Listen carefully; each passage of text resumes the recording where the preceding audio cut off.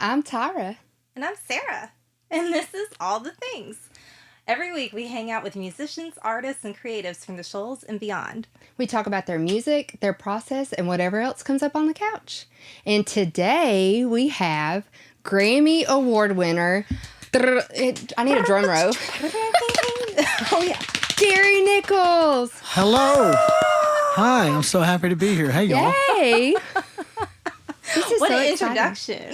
I know. No, you are the first. Well, It's good to be the it's first. the first. I love it. I love it, too. Yeah. I love it, It's too. our first date. Thank you. Well, thanks for having me. Thanks for it's a lovely setting. It is. Thank you. We really, love it. Yeah, we worked hard to bring a vibe in here. The vibe is high. It is for very sure. vibey. Yeah. Yeah. It is I very like it. vibey. It's very comfortable. Right here at home in the isolation booth. Yes. Yeah. You're yeah. familiar with this, huh? Pretty familiar. Yeah. Yeah. So what do you So do, tell Gary? us what you do. I want to know what you do. Well, I mean, Who are you? well, my name is Gary Gary Nichols. Nichols. Hi, Gary. I was Hi. born and raised right here in the Muscle Shoals area Oh, okay. at Helen Keller Hospital. All right. I'm the youngest of 4. Okay, sisters, brothers. 2 sisters, and most of my life I was the youngest of 3. I didn't know I was the youngest of 4, but we can get to that later. That's my, Oh, I love that. that's for my dad to answer to. But, Oh, okay.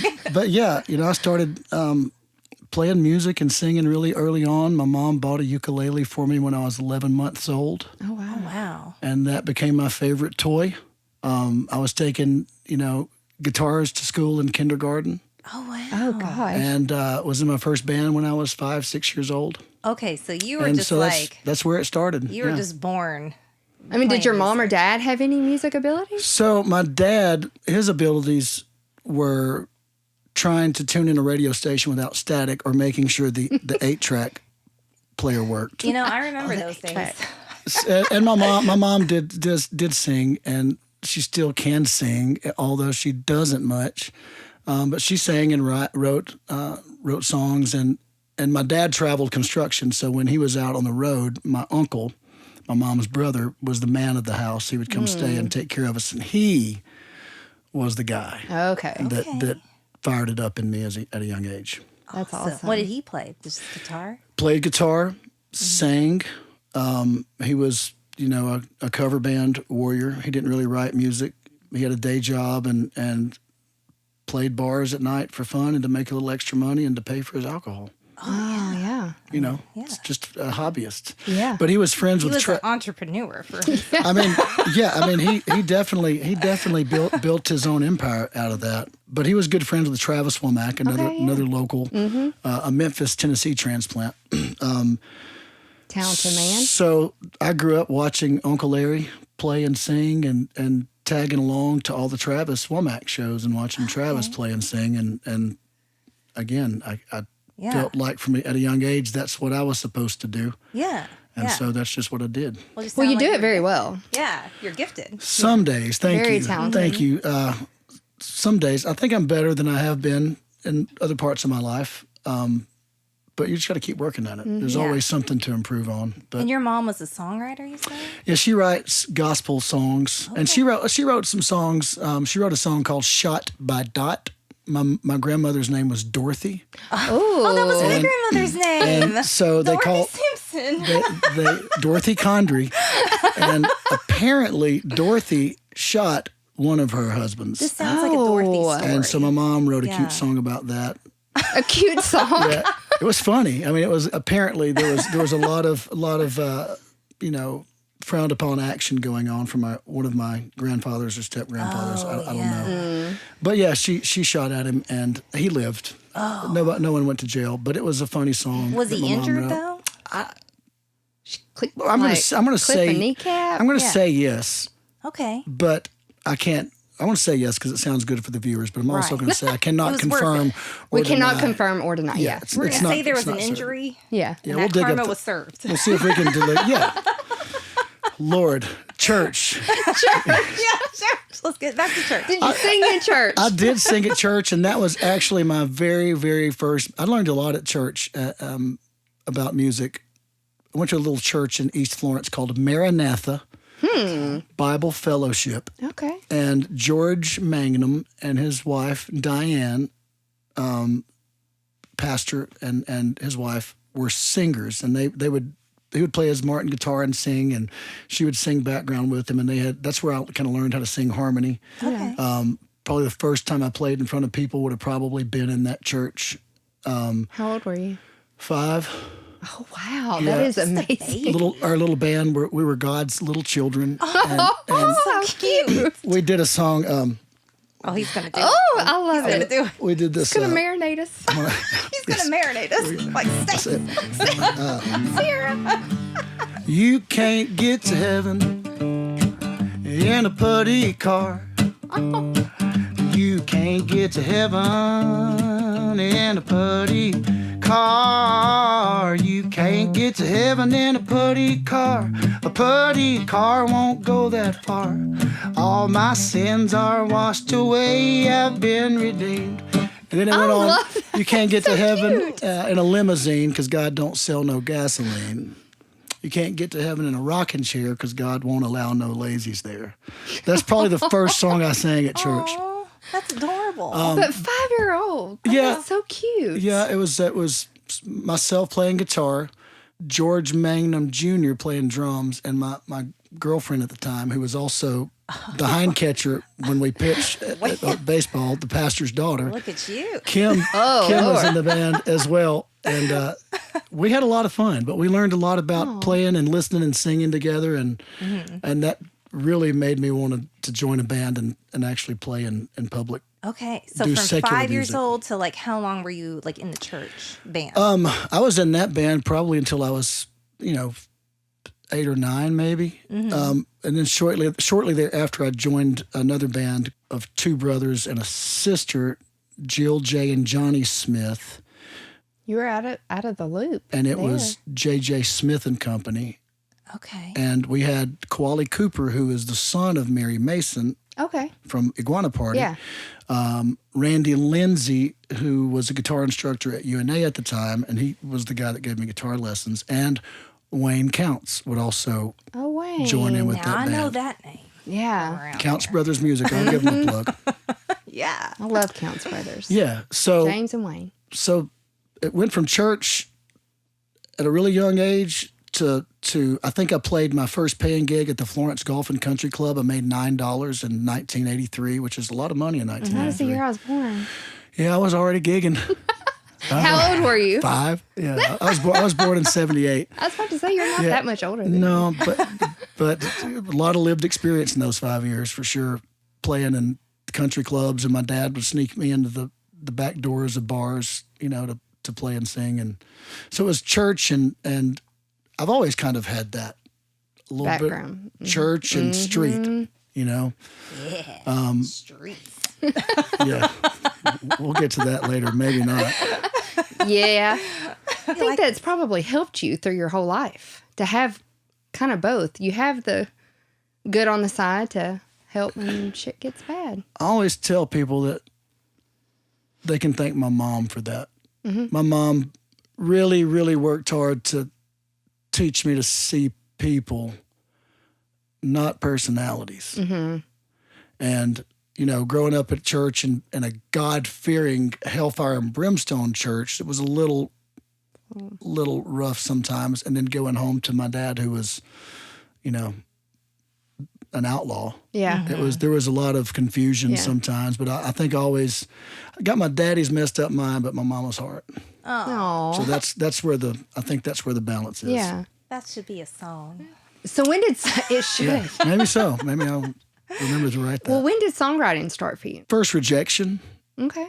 Oh man. Those first are tough. grade, and I couldn't even spell the word love. I probably couldn't spell most of the words, but instead of love, I would write heart. But what I remember from it, this is so bad. I'll do this when I'm teaching songwriting classes to kind of break the ice. So I'm like, you can't write anything worse than this. I'm probably gonna love it. No, it's terrible. It's so terrible. But it's like I sounded like, this is the original key, but I was about 2 octaves higher. I sounded like Minnie Mouse when I wrote it. It was standing by a river, standing by a stream. I bumped into a pretty girl, and then she said to me, get out of my way, get out of my way. That is so cute. It's real. Cutest thing ever. That happened. So I love that you're 6 years old in first grade writing a song. Yeah. Like, I love songwriting. Like, that's my favorite part of music, I guess. We talk about it all the time. I can't write, but I love hearing the stories of where songs come from. Like, why you created that. Is it something personal that you personally went through, or is it something somebody else went through? It's really depressing when somebody's like, oh, I just had a melody come to me in the grocery store. I'm like, oh, man. Well, like, so... Yes to all of those things. Melodies come to me all the time. And usually between like 12 and 3 a.m. When it's quiet, no one's trying to call, there's nothing to do. I can just sit there with the guitar and the dog and just turn on my, audio recorder and play until something catches. That's how I do it now. Like when I first started, though, it was pretty much start to finish the song. I wrote the song as it went. I didn't start with the hook and set that up first and try to write to the hook. I just wrote whatever was in the room. Okay. And usually it was personal experience. Or I would see someone else's story. Yeah. Or I would write my story from third person, so you didn't know I was talking about myself. But most of it is personal or pretty close proximity to me. Okay. Most of the time. I love that. Vince Gill says, if we do our job right, you're going to think every song is about me. Yes. Yeah. Yes. But that's not always. No. It's not always it's not the case. always but the that's, case. If I'm going to sell it, Yeah. and You I'm not want- talking about selling it for the profit, but if I'm going to make you believe the lyric that I'm writing. Make me believe. Well, I think it's like if I'm going to sell it, it's more like having it land with everybody. Yeah. Like land somewhere Like, in I like their heart. to feel it. Yeah, I gotta want feel I want the goosebumps. I want to cry. Yeah. Yeah. And I think that no matter how you arrive at it, what the process is, my belief is the lyric and the melody have to marry each other for it to be a great song. Yeah, I agree. Then the right artist. Yeah. Because you can, and I don't know if this is for you, if you've ever wrote a song and someone else cut it. Because I've always talked to people about that, songwriters. It's like, that's your baby. You create this production of this song, and it's amazing, and you feel something about it. But then somebody else will take it, and they might not have the same kind of production with it. So fortunately, as a songwriter, most of the time, starting with the first cut, which was Andy Griggs, cut a song, I wrote it called Cry No Mississippi. Okay. Not only did he record it, but I go to Walmart to buy the CD, so for the first time I can see the songwriter credits. And when I open it up, not only is Andy Griggs on there, but my hero, Delbert McClinton, and Becca Bramlett are on there as well. So I'm like, now I'm really excited to hear it. And they nailed it. Yeah. So Randy Travis and James Otto, Ronnie Millsap, the few big cuts I've had back as just a songwriter, I've never had an issue with. I have an issue when I go in the studio to produce something and I bow down on one of my ideas and go with someone else's. And then I have to go back and listen to it. And I'm like, damn, I should have stayed with, not that it's not good and y'all would never know. But like every time I hear the song, that lick that I should have played is always playing in my head. Never fails. A lot of the stuff probably my more impactful stuff that hasn't been heard yet, I don't even know if I was in the room when I wrote it. Oh, wow. You know what I mean? Yeah. I think it's just channeling the source and not getting in the way and letting it flow through you instead of trying to nudge it where it needs to go. Man, that's awesome. I love that. I do too. I'm gonna sit here like, yes. So when did you come out with your first album? Yeah. Yeah, when did you kind of start making it big? This is when the story gets really, really sad. Get your tissues, baby. Get your tissues. No, it's comical in a way. Like there are some things that I need to go. I need to get a crew to help me go on the internet and pull off the internet. Okay. Oh. But so I was signed to Universal Records in 2003, I believe. A couple singles came out, and before the album was released, I got dropped in 2007. So a dear friend of mine and publisher here in town at Fame Recording Studios, Rodney Hall, had a bunch of songwriter demos that I've been working on. Some of the demos turned into what would have been the Mercury record. Yeah. So I'm not sure what year it was, but 2007 or 2008, The Way We Do It Down South came out as an album. But it wasn't an album that I went in to make as an album. It was a hodgepodge of demos. And some of them sound really, really good. Some of them I played all the instruments on, and I was probably high, and they don't sound so good. I've heard it. It's really not that bad. So, but the fact that you said that it's really not that bad, it's not like, holy shit. I heard it, and holy shit. You know what I mean? And so, like, that needs to come down.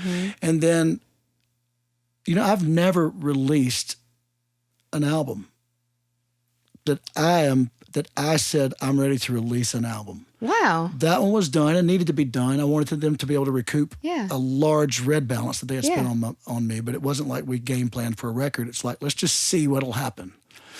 And then, again, back in 2016, I recorded some demos for a gentleman who is no longer with us, and God rest his soul. But he put that album out. Put it out as an album as if I'm the artist and released it. And it's called Field of Plenty. And if you hear it, I did not authorize it to be released as an album, and I'm prayerful that it will come down tomorrow. Man. So I have an album that is the story, which we haven't gotten to yet. It's a story of one's downfall to heroin and all the things that were the scenarios and situations that occurred during that time, and a couple songs that talk about what it's like now. But I'm hopeful that I can get that out, but there's even been holdups with that. So it'll come out when it'll come out. But I want to hear about this journey. Yeah. So where do you want me to start? From the beginning. Well, I told you enough. Like, I mean, because there's two journeys, right? I could talk about all music, but like there were things going. I told two different stories, you know. The same person, but one involves drugs and alcohol and chaos, and one doesn't. So which one do you want? We want the real.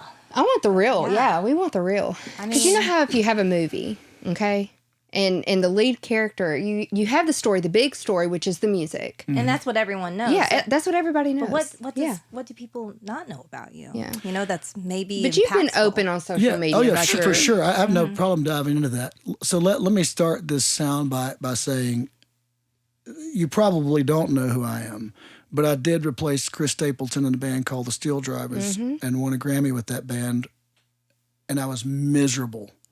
I was the most miserable human being that you could imagine walking the planet. Like, I never felt good in my own skin, never felt good enough. Total imposter syndrome. Even today, sometimes I still deal with that. So you have a kid that grew up in the trailer park that had two older sisters and found a guitar really young. And that was my best friend, besides my mom. My mom taught me how to play baseball, taught me how to throw and catch, and she carried my guitar amp when it was too big for me to carry. Oh. She was a saint. And my dad, also one of the best hearts on the planet, but he was gone a lot, and he drank a lot. And, you know, we didn't go fishing. You know, it wasn't that kind of thing. Yeah. You know, I learned a lot from my dad, a lot of valuable lessons. Learned how to work hard from my dad, learned how to be truthful, learned how to say what you mean and mean what you say, put your shoulders back and don't be afraid to fight if you have to.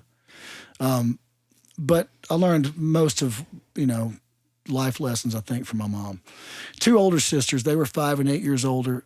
So I spent a lot of time in my bedroom with a guitar. And then I learned to play baseball. So I'm, you know, pretty decent little shortstop and pitcher, and played football and ran track and went to church and did all those things. And in all of those places, I never felt like I belonged. Didn't matter if it was with my family or what. I kind of felt other always. Playing in bands, the state line joints, you know, Joyce and Walters, for the locals that remember and the Wheeler Dam dance with a band I was in as a teenager called Young Country. And no, we didn't steal that from the group Alabama. We didn't know that they also had used that name before. But that's when I learned to drink. How old were you? 14. Okay. 14 was a big year. And I tell this when I go into recovery houses and things. At 14 years old, I gave my virginity away. I enjoyed the effects of alcohol, and I had an injury that required a prescription of hydrocodone with refills. And this was 1992, so it was long before the opioid epidemic was known about by the public. But that sure gets started, Pat, right there for any opioid user, for sure. And thankfully, I was 14, and my mom was giving them to me. But I took that prescription. I was supposed to be out of football for 9 weeks. It was the first week of football, a 10-week season. So I bandaged it up, chewed those pills, and I played. And you probably really messed it up. It's not too bad. There's still a little scar there, but it's not so bad. But I think that once I learned that I could once I figured out I thought I could dance a little bit and could approach girls a little easier when I had a little liquid courage and you know, I kind of leaned into that. But because of my dad, I was never going to be someone who drank too much. So I didn't. I started playing with the devil's lettuce as a teenager. And then every time I had some sort of issue, had a back issue, had dental surgery, every time it was like they gave me hydrocodone because that's just what you do. You know, I'm doing what any other teenager would do. You know, I started working when I was 14 years old. I mean, worked before school, after school, worked for the same people from the time I was 14 until I was 22 years old. What were you doing for work? So it was a place called Rose Rental. Okay. When I started there, they had Rose Rental and they had the Party Store, which would rent tents and wedding supplies. And so my first day on the job, I was painting at the new location. And I don't think the mom, it was a family-owned company, I don't think the mom was too happy about that, just from what I remember. And so they pulled me out after a couple days, and which was probably smart. I'm not a painter. And they took me over to the Rose Rental facility, and I started cleaning backhoes and dozers and servicing equipment. Did that for a couple of years, and then I worked the counter. Like if you go rent something, I was the guy that checking you out. And then when I was 17, I managed the location on Waverly Avenue. For 3 years, from 17 to I was 20 years old. Had a couple of guys underneath me, and all right. So your work was stable, but you were partying a little. And then I literally just partied a little. Yeah. You know, I mean, I like the effects. I like to have a good time. I mean, I think that's a pretty normal, growing up story. You party on the Fridays and Saturdays, and then you go to school and stuff like that. Truck in the middle of a field with a keg. Yeah. All the things. Wake up the next day. Bonfire. All the things. Beers, bonfires, and bongs, and all the stuff back in the day. So it was pretty normal. I wasn't getting in trouble. I wasn't getting arrested. I wasn't getting DUIs, you know. But I was 21. I won't say what relationship I was in because it could be detrimental, but I was in a relationship. I was 21, and the girl I was with at the time wanted to do something I hadn't done before. And it was one of those things, and I can remember being a 14 or 15-year-old said, as long as I don't do cocaine, I'm not going to do hard drugs. Weed's fine. And so at 21, I had my first experience with cocaine, and it was like it wasn't that big a deal. Yeah. It was like, I didn't really even feel anything. So it made it easier to do it the second time. Yeah. The third time, I really liked it. Yeah. And then it became a habit. And even then, I think there are three different. You have drug users, drug abusers, and drug addicts. I think I was a drug user for a long time. I just socially, recreationally. Sometime in my 20s, I started drinking and doing more cocaine than I should. I had problems with that first marriage. And we divorced, and I just jumped back on the train. I was like, well, shit, I don't have anybody to be accountable to. I'll do what I want.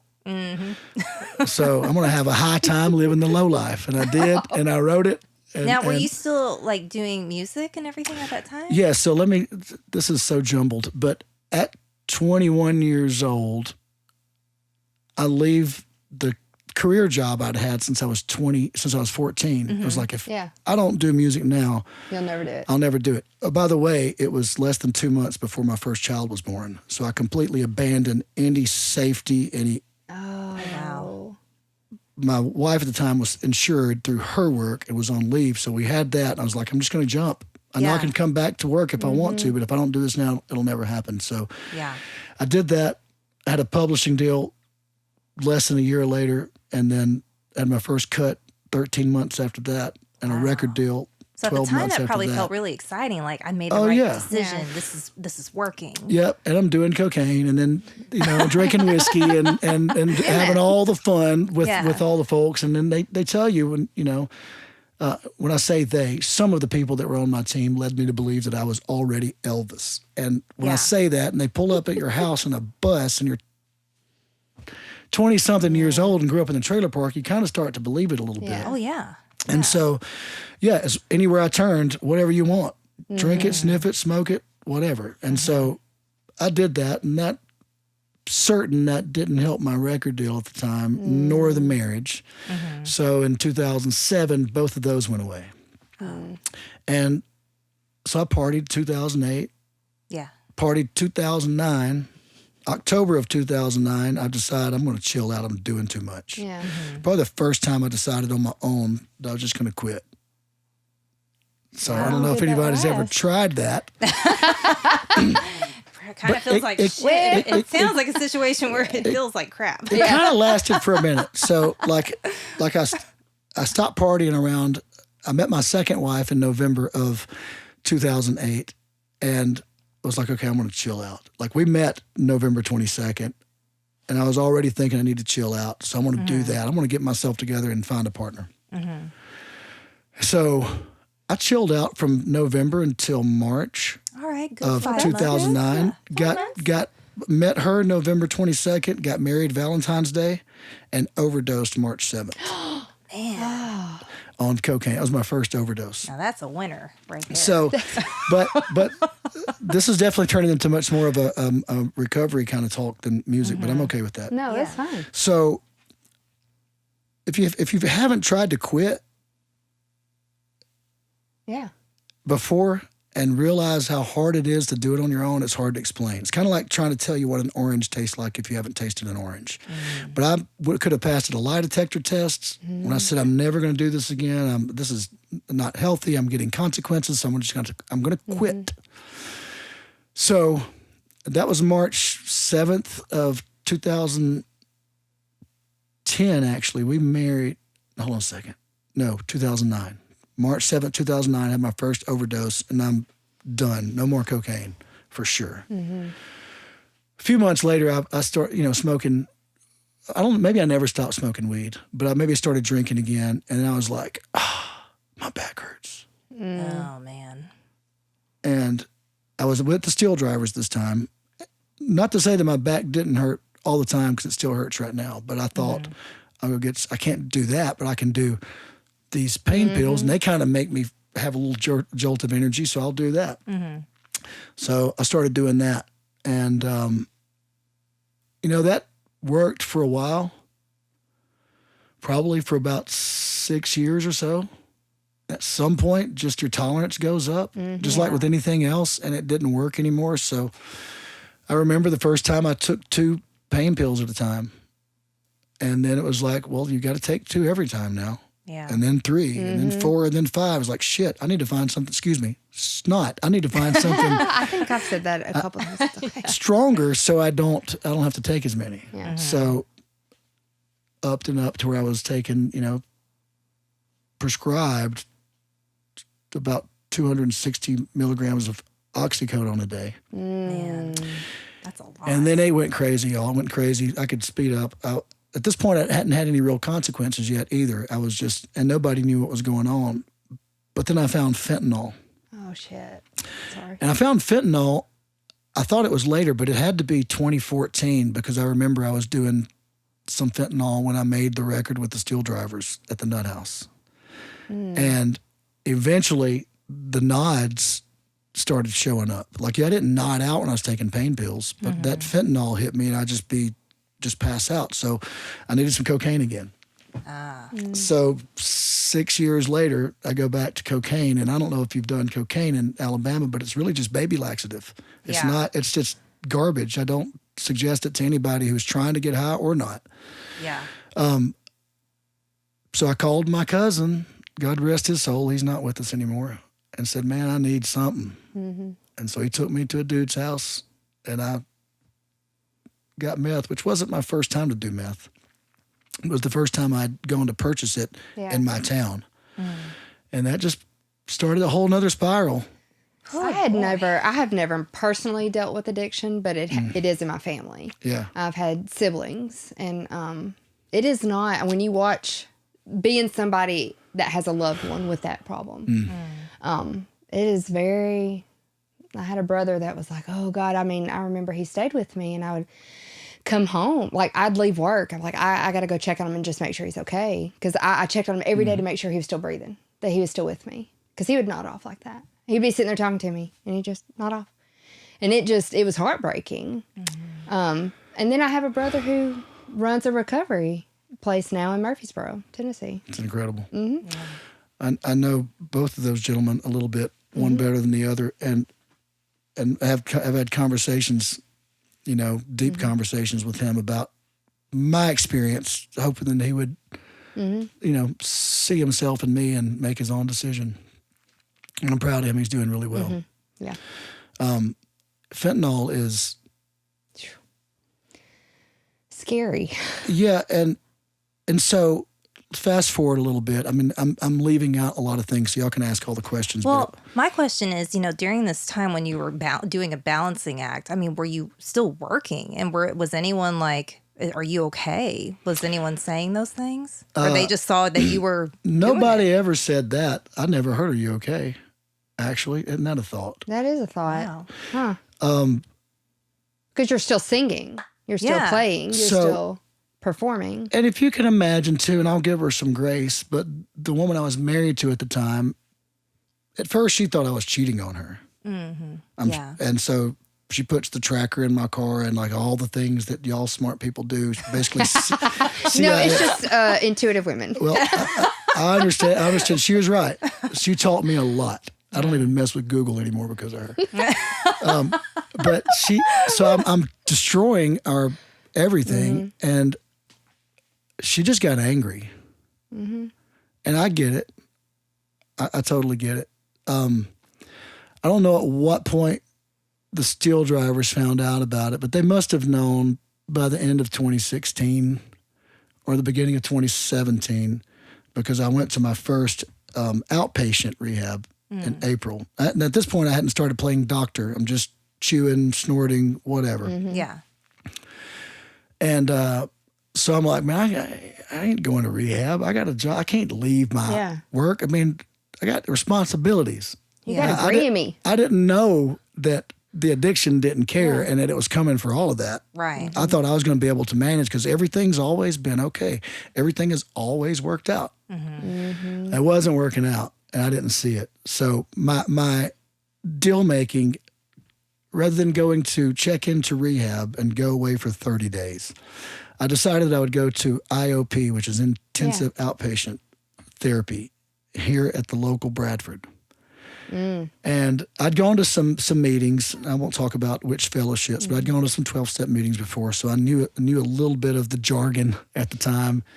And so I went in there and just put on a face and talked about my problems and did all the things they did in group, and then left and went. My plug, who was in the hospital during that trip, went to their hospital room to get more drugs. And I did that for, I don't know, 2 weeks or so, and I came in one day and they were giving everybody drug tests, and I was like, Now, I wasn't court ordered to be there. There was none of that stuff. And I was just like, oh, yeah, well, no, I'm not going to do that. So I left. That was frowned upon in my house. My mom didn't like it. My wife didn't like it. The kids didn't really know yet. But that was April the 5th through April the 10th of 2017. And it got worse even then. So somehow they convinced me to go check myself into an inpatient 30-day program in Nashville. Okay. So May 5th of 2017, I go to my first inpatient treatment center. Mm-hmm. Now, the crazy thing is, I'm about to go through all of my money and don't even know it yet. Like, if I just kept it together, I would have been completely in the black by January 1st of 2018. All the credit cards, the college, the vehicles, the house, everything. I go to my first inpatient rehab, and I go in so high that it was like several days before they could even give me detox meds because I had so much fentanyl in my system. So I wake up, and they give me the Suboxone taper, when that's the only time I've ever used Suboxone the right way. 4 days, and I was a new man. They tapered me off of it, and I would have been fine if I had, my thinking was a little better. But I don't know, I'm there for a week or two. I started smoking cigarettes in rehab. I never smoked cigarettes my whole life, so 39 years old now I smoke. Wow. Oh, that's weird. Yeah, I do all the other stuff, but didn't really look. I don't Smoke a cigarette. You can smell those. You can't smell heroin. Yeah. So I'm there, and then there's this thing that happens in some of these places where they talk about God of your understanding. I grew up in East Florence. I think I've got a good idea of personally of who I think God is, and I'm pissed at him. But like, that's my out. These people don't even believe in God. What am I doing here? So yeah, I was going to ask you, like, what was going through your mind during tapering off? I mean, were you angry? Were you okay? No. I'm laying in a bed in basically in the medical ward of the rehab facility, and when I realized now I don't have any more drugs, because I brought some with me and was going to save them, but I ended up doing them on the way. When I realized not only is the feeling gone, but I don't have any more. Yeah. Man, it got really lonesome. That's when minutes feel like hours. Mm-hmm. Yeah, and there was like a couple of pieces of 2 different songs going through my head. Oh, wow. What were they? The first lyric was, "There's a man that walks beside me." Oh man. Is Isbell. Yeah. And the other one was Caroline Spence, a song called "Trains Cry." Just almost to the point where it was like torture, because my brain wasn't firing well enough to complete the thought. It was just that line, and it'd go to the next line, to a completely different artist. I was just back and forth. My mind just trying to find somewhere to center. Just looping. What do you think that meant? I don't know. I was literally out of my mind when I got there. Like, it was those 2 separate lyrics from different people. I wonder why that stuck out. I mean, when I heard Southeastern, I got emotional. And he was one of the guys back then, at least, that reached out and said, "Hey, you should go get help. Yeah. It'll be okay." And so that might be it. Comfort. Probably, yeah. Support. And Trains Cry is because I knew that my life was falling apart, and my marriage was not going to be the same, probably was going to dissipate. And the lyric to that chorus is, "I can hear the trains cry. I finally know why it's the most lonesome sound. I can hear the trains cry. They're leaving with a goodbye, and they can't just turn around." Oh, that gives me chills. That was your rock bottom. And it was like, line in the sand. I was able to message Caroline too and tell her that on Instagram. Like, she really kind of pulled me through it. And it was heartbreaking, because it was painful to hear those songs, yet it was healing at the same time. Do you think if you ever hear those songs now, did that take you right back to that moment? Not those 2 per se. Sometimes Trains Cry does. Yeah. I can be in the bed when I hear that one, but there are songs that do that. Mm-hmm. Like, for instance, after I'm in that rehab and I'm trying to figure out who these kooks are. By the way, I'm not like them at this point. Right. This dude has already gotten a divorce. This guy's been to jail. This guy's homeless. I'm like, dude, I got my wife. I got a job. I got cars. I got a Grammy. I got blah, blah. I'm not like y'all. Yeah. And I didn't know that. I should have said yet. because I was about to be just like all of them. But I can remember calling home and saying after a couple of weeks, man, I'm good. I just needed a break. These people don't even love Jesus. I'm coming. That was my thought. Yeah. That was my out. Yeah. And 2 days after making that phone call, I called someone and had them mail me fentanyl to the rehab. And once they found out, I got kicked out of rehab on my anniversary, family day, like 5 minutes after my wife drove to get there. So then we're driving home, and it had just come out, just released. She didn't say a word. She just put on Stapleton and played Either Way and never said a freaking word. That gives me chills. Every time I hear that song or sing it, I'm in the passenger seat. Every time. Don't want to go back, for sure. But it takes me back to that moment when I first heard it, because that's about as real as it got. Man, I think I need a breather after that. No. I'm like sitting there like, oh my God. It's okay. Just give yourself a hug. We made it. We're here. There's a lot of fun things that's happened too, but like this is kind of where we're okay, but like you just said, like it hadn't even reached that real rock bottom yet. I'm not like them yet. Oh yeah, and as bottom as these sounded, I'm still hanging out. You're still kind of. I'm on the main floor right now. Yeah. Yeah. Wow. There's no rock bottom. It's bottomless pits of bottoms until you die if you keep on that track. Yeah. It just gets worse and worse. Yeah. So, like, when did it get to that point where you were like, I am these people now? So, yeah, I come back from that rehab in May, and as far as anyone knows, I went to rehab and I'm doing well. She knew I got kicked out, but they couldn't prove I'd done fentanyl because they weren't testing for it at the time, so there was no evidence. Oh, yeah. So I just lied and kept on my way and came back home and went right to it. Here's where it got bad, really bad. So I get home in May, and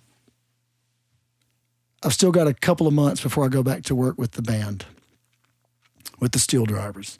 They've got a sub right now, and so they're just giving me time to get through rehab, and a month or so after, and I'm going to go back in July. Well, while I was in rehab, I learned from a 17-year-old individual that I had been wasting my drugs, and the methods in which I was consuming them was a waste of money. And he taught me at a lunch table how to play doctor. And so when I relapsed all the way, came back, I get arrested on June 1st of that year, June 1st of 2017.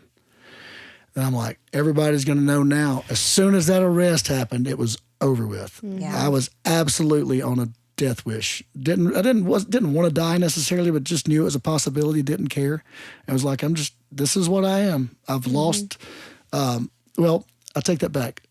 I relapsed, started using a lot, injected the first time July 6th of 2017, right before I go back on the road with the SteelDrivers. At this point, now I'm doing some crazy stuff, like looking up newspaper articles to see where overdoses have happened in Pittsburgh so I can go find dope and stuff like that, right? And we're at a in the lobby of a hotel one morning after first or second show back. All they know is I've gone to rehab. I probably still had some weight on me from rehab. And that morning after that show, Tammy looks at me and says, G-Ray, I don't know what you're doing, but you're playing and singing your ass off. I was like, well, I guess I know what that means. So I just fired down, and I never left home again without it. I flew with it. And August, so less than 6 weeks after me playing doctor for the first time, y'all, I lost my job with the band, and there was no way to recover that kind of money. I don't care what I could do in this town. Even right now, the money I was making that year after the Grammys was incredible. I was about to be debt-free. And so once they fired me and realized I couldn't save the ship, and I was the only one in it, by the way. The wife's already gone, and the kids would come there some, but every time they came there was less and less stuff there. Because guess what? You're selling it? I didn't have any money. Yeah. I'd gone through whatever money I had, and then some, and so then I started with my stuff, every guitar, Oh my God. the Grammy, Oh man. the televisions. But I did see a video where you got the Grammy back. I did get that Grammy back. That was And the that second was- time I won it. It made me cry. Yeah, it made me cry too. That was a pretty special night. I had to get it tattooed on me while I was in detention center because I'd pawned it, and I was like, well, you have to chop my arm off to get this one. I think his kids got it back. Yeah. Yeah. Yeah. Yeah, they well, I have to give credit as well. Bizarre story, but a person I dated for about 3 weeks heard the story and heard me say the guy's name to someone else and told my mom and kids about it. My mom knew the guy and where he lived, and they went and got it. That's awesome. That So, is. It found its way back to you. Yes. It did. I can't believe. So I pawned a lot of things, and I pawned a few things to that one individual, and he had everything except for one guitar that I pawned to him. I got it all back. I've gotten awesome. pretty much everything back. Yeah. Well, good. That's good. How long did you spend in jail? So from June the 1st of 2017 until June the 2nd of 2021, I was in jail, rehab, emergency rooms, all but about 90 days. And I was on the run for those 90 days. The longest straight stint was 14 months. I was looking at 25 years to life for escape. Wow. So it was, Dang. it was pretty long. It felt like forever. Yeah. 1 week of those meals down there feels like forever. Yeah. Don't suggest it for sure. Yeah. Yeah. Don't get yourself in that position. Well, we are proud of you. Yeah. Thank you. How long have you been clean? I've been in sobriety since 2019. My sobriety date is April the 28th of 2021. So Awesome. 4 years and some change. I wish I could say I stopped using after my last overdose, which was April the 23rd of 2021, but I felt like I could run for a few more days. Yeah. But yeah, life has been so much better. Like I have so much peace. I go to bed and wake up feeling the same every day, mentally, Yeah. which is a big deal for somebody like me. Yeah. And I get to go to jails and prisons and other facilities and tell people that they can get out of it too. Well, Yeah. that's an amazing story. So when you started your sobriety, I mean, it was kind of like starting a new chapter, a new foundation. Yeah. So what is kind of like, what built that foundation? Is there like a sentence or a mantra or something that you say to yourself that keeps you on that new foundation? Well, today it's just no. Okay. Now. Yeah. I mean, I still do other things, but like as far as the thing I think of, it's not. I don't have to think about keep it simple, stupid, Right, or yeah. keep coming back. It works if you work it anymore. Yeah. It's like Yeah. just no. No. No. Yeah. In the beginning, though, it was a lot. I mean, it was the drug court team had me on a specific dose of specific medications. And I don't know how it was legal, but they did it. Yeah. And I'm glad they did it. But they told me this is the doctor that you can go to, and this is the only doctor that you can go to. And so she put together a plan of, we went through a few different things: Prozac, Wellbutrin, Zoloft, Pax, all the things. All the things. And then while also doing naloxone, which was a blocker. So if I were to take something, it would have no effect. Yeah. So, and I went to about 3 12-step meetings a day. Oh, wow. I was required to take 3 drug tests per week. Yeah. There was a lot of accountability. And by the time I got there, I just thought, I'm just going to be compliant. Yeah. Right. I'm going to be compliant with whatever they say because I don't want to go to prison. Yeah. Yeah. So I was just compliant. I kind of faked it as long as I could until it started. Everything that I'd heard in all those other rehabs and all those other meetings started to make sense. Yeah. And I got with a gentleman around here and did a lot of pencil work on paper and couldn't run from myself and realized that, oh shit, the problem is in my mind. Mm-hmm. Oh yeah. Because I never had a problem with drugs or alcohol. Mm-hmm. They turned into a problem, but that wasn't the problem. The problem was my thinking, the way I viewed the world, the way I viewed the way people treated me, the way, What's your sign? Leo. 8-8 Lionsgate, whatever that means. Just wondering. Yeah. I'm a Pisces. And she's I'm a Sag. Sagittarius, but you're a fire. And Yeah, fire? he's Yeah. fire. Mm-hmm. Yeah. Well, you're still doing amazing things. You were on tour. Who were you just on tour with? So yeah, we just so a band I've been working with for a few years called the Band Loula. Mm-hmm. I see them all over Wonderful, the place. wonderful duo. Go check them out. Yeah. The Band, Loula. They just finished a 34-city tour with Zach Top and Dierks Bentley, and I went on as the band leader with them for that. Took some of my best friends from Muscle Shoals, Justin Holder and Jamie McFarland, and had a blast. It was...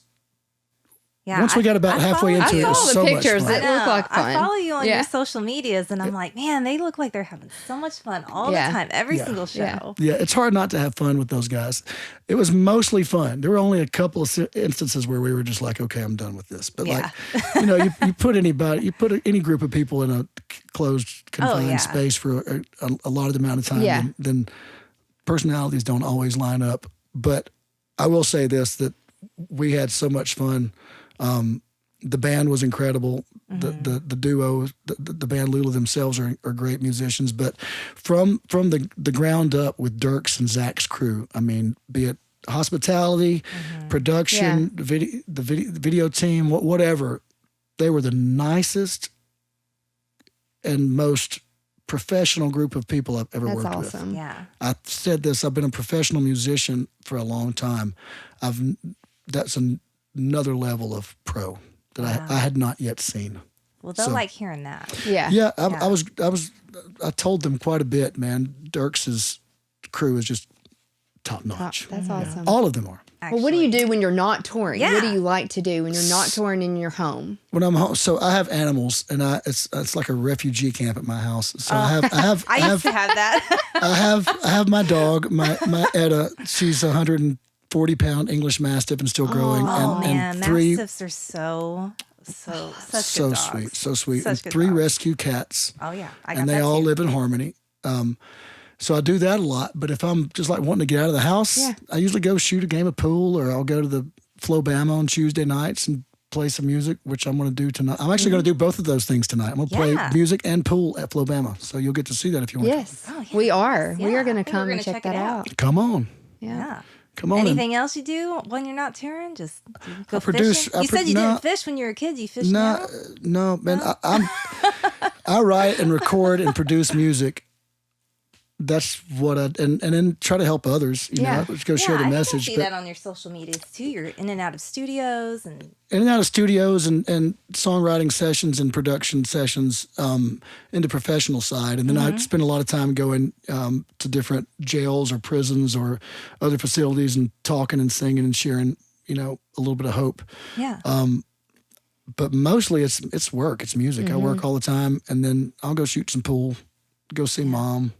Go see mom. Oh, that's great. Yeah. That's good. That's awesome. Are you going to ask your famous question? Oh, yes. Okay. Okay. Serious question. Okay. Are you ready? I think. Oh. If you were a stripper, what would your song be? I like it when they call me Big Pop. I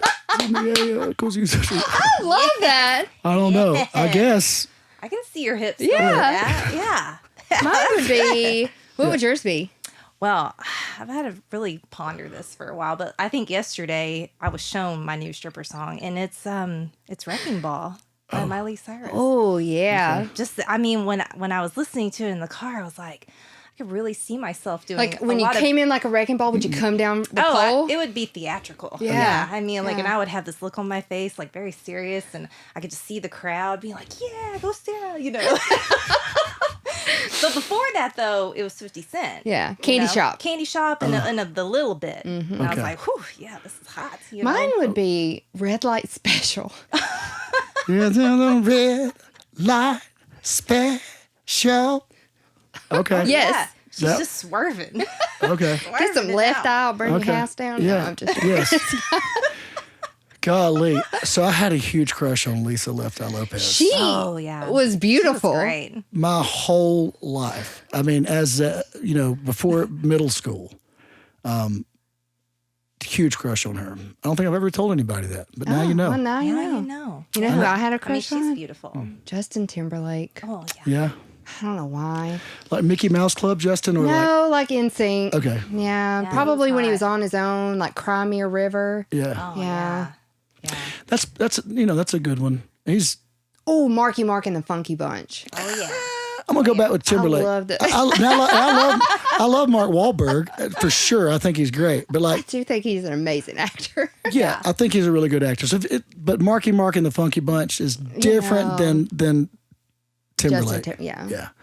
That So I one's- worked at Pacific Sunwear when I was like 16, Oh, yes. and there was a guy, and he looked just like Justin Timberlake. And he was my manager. Mm-hmm. His name was Josh. And I was like, oh, I'm scheduled to work with him. Does Josh He know looks like about Justin this? Timberlake. I don't know. Okay. I don't know. No. Well, I did. Anyways, Josh knows. Josh knows. He's on my Facebook. Yeah, I Okay. think he's married with some kids now. It's fine. Yeah. He doesn't look like Justin Timberlake anymore. Isn't that funny? It is really weird because I swear he looked just like him. That's funny. Yeah, it's funny to watch people, especially celebrities. Because I don't know Josh, and celebrities that have money just get better looking with every record they release. Yeah. Yeah. You know, so the civilian world doesn't always have that. We're not as blessed. That same, we don't have like, and I'm in both. Like I don't have the money to do all the stuff. I want to do so much stuff, but I can't do it. Yeah. But Timberlake, Keith Urban's another great example of that. Yes. He got better looking with every hit. I mean, we could go on Faith Hill, Yeah. you know, Yeah. and so. Oh, yeah. Yep. All But right. I will say this to end all the things. All Yes, the things. Tell us. It's better to just be you and be authentic. I Absolutely. agree. Don't I worry agree. about the Botox and No. the Yeah. chin ups or whatever you do. Like just we, be you. We have an esthetician friend. Yes. That's a beautiful thing. Yeah. Now we're Yeah. trying to be aging gracefully. Yeah. Yeah. You are. Well, I will not. I'm still dyeing my hair. I don't care. Yeah. I will do. stopped. I'll go gray one day, but it's not today. Yeah. I got- Okay. okay. Yeah. Yeah. I am in the process of turning I will gray. look like Janet McFarlane when I get older. Okay. That's good goals. That's Yeah, that's my good bar. goals. Yeah. Yeah. And when I'll probably maybe I'll look like Will one day. He's got the good grays. I just decided to let mine go. It's there. It's coming through. Oh, yeah. It's shining. Yeah, there we It go. shows on my chin really well. I think it's different for men So though. I just decided if y'all have already seen it, so if I cover it up now, you're going to know I'm covering it up. And how lame is that? I missed. If I could have colored it before it got gray, that would have been fine. Okay. Thank you for having me on. Yeah. It's been Thank you We're so much. been a treat. Yes. I know. This was amazing. Great. I learned so much about you. I mean, I really Yeah. didn't know too much before this, and now I feel like we're friends. We are Yeah. friends. Yeah. Yeah. So this Ask is me anything, awesome. anytime. Call me back. I'll do it again. Yeah. Awesome. Call me maybe. That would be my other one. Yeah. I Your like that. other strippers? My other strippers. Yeah. I might just be a stripper. Screw the podcast. listen, I'll just be a stripper. Hey, I mean, that's our next project. yeah. A stripper. I've gotten really Love close more. to selling socks before. I've gotten really close. Like, and not even as if they were mine. I've thought about catfishing people and selling women's socks Oh, man. because times are hard. Speaking of Yes. catfishing, I heard this guy on Instagram. He's like, you know, the opposite of catfishing? I got dogfished by this girl. She was way too good looking for me. And I was like, oh my gosh, that's hilarious. Yeah. So, yeah. Catfish and dog hunt. Dog hunt. Yes. Can't wait Being to on see the you show. tonight. Yeah, play. come on. Yeah, we're going to Rocking out a whole bunch of covers and playing 8 ball. We See will if I have can some win video money. for you. All right. Yeah. Bye, y'all. All right. Bye. Thanks.